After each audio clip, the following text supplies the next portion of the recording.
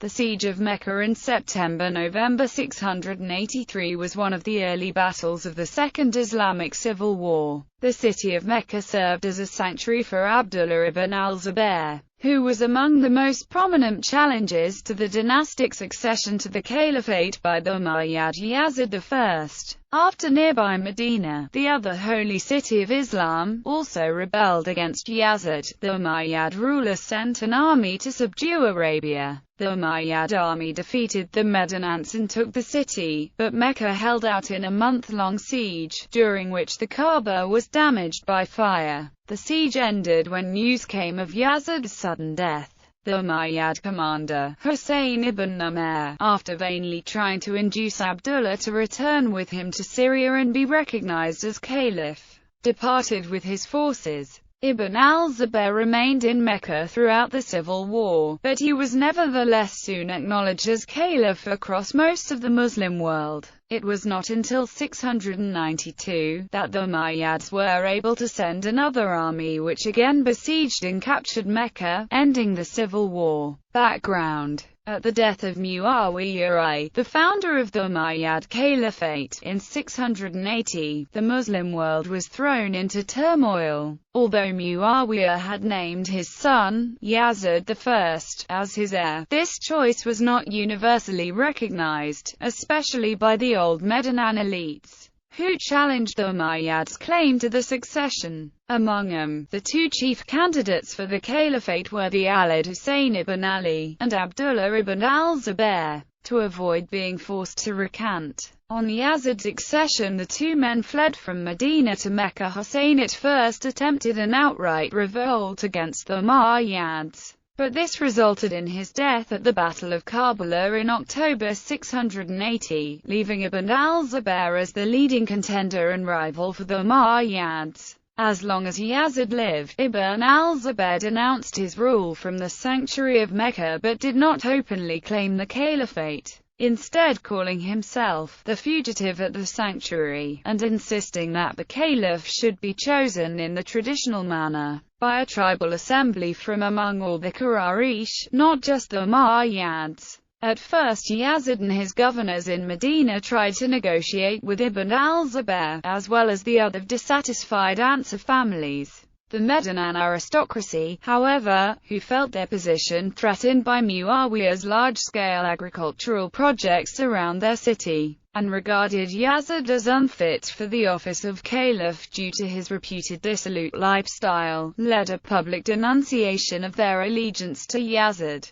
and expelled Umayyad family members, some 1,000 in number, from their city. As a result, Yazid sent an army to subdue the province, and chose Muslim ibn Uqba al-Murri to lead it. Muslim's army of 12,000 Syrians indeed overcame the Medinans' resistance at the Battle of Al-Hara on 26 August 683 and proceeded to sack Medina, one of the impious acts for which the Umayyads are denounced in later Muslim tradition. Siege. After taking Medina, Muslim set out for Mecca, but on the way he fell ill and died at Mushalil, and command passed to his lieutenant to Husayn ibn Numayr al-Sakuni. For his sack of Medina, subsequent tradition remembers Muslim ibn Uqba as the heathen incarnate. Husayn's army arrived before Mecca in September. Ibn al-Zubayr and his supporters refused to surrender, and after they were defeated in a first engagement, a siege of the city began, in which the Umayyad army employed catapults to bombard it with stones. Ibn al-Zubayr established his command post on the grounds of the Grand Mosque.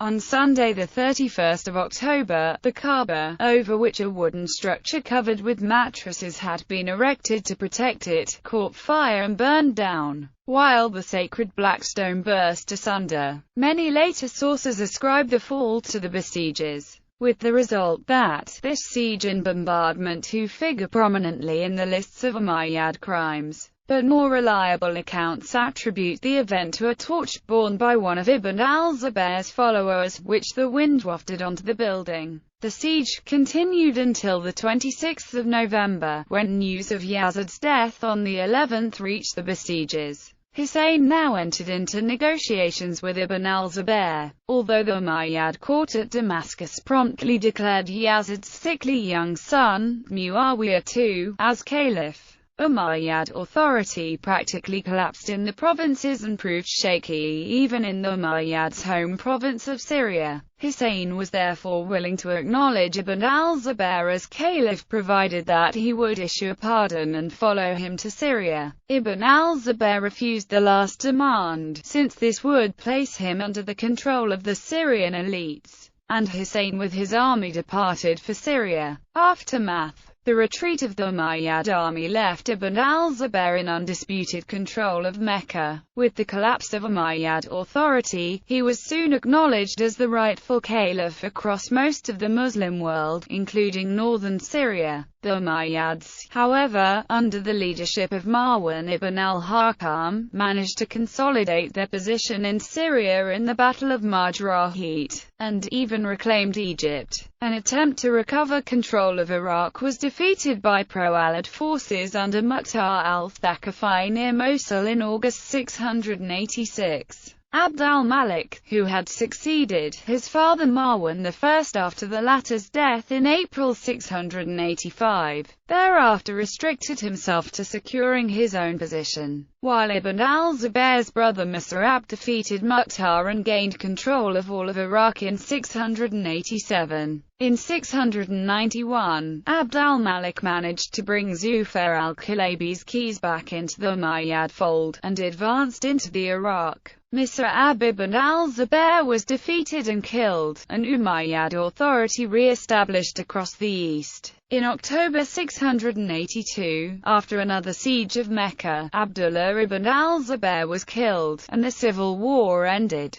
Rebuilding of the Kaaba. After the Umayyads' departure, Ibn al-Zubayr initiated the rebuilding of the Kaaba, but most of the people, led by Ibn Abbas, had abandoned the city fearing divine retribution. It was only when Ibn al-Zubayr himself began to demolish the remains of the old building that they were encouraged to return and aid him. Ibn al-Zubayr's reconstruction changed the original plan, incorporating modifications that Muhammad himself is reported to have intended, but which had not been carried out during Muhammad's lifetime for fear of alienating the recently converted Meccans. The new Kaaba was built entirely of stone. The old one was of alternating layers of stone and wood, and had two doors, an entrance in the east and an exit in the west. In addition, he included the semicircular Hatam wall into the building proper. The three fragments of the black stone were bound in a silver frame, and placed by Ibn al-Zubayr inside the new Kaaba. After the Umayyad reconquest of the city, the Hatam was separated again from the main building, and the western gate was walled up,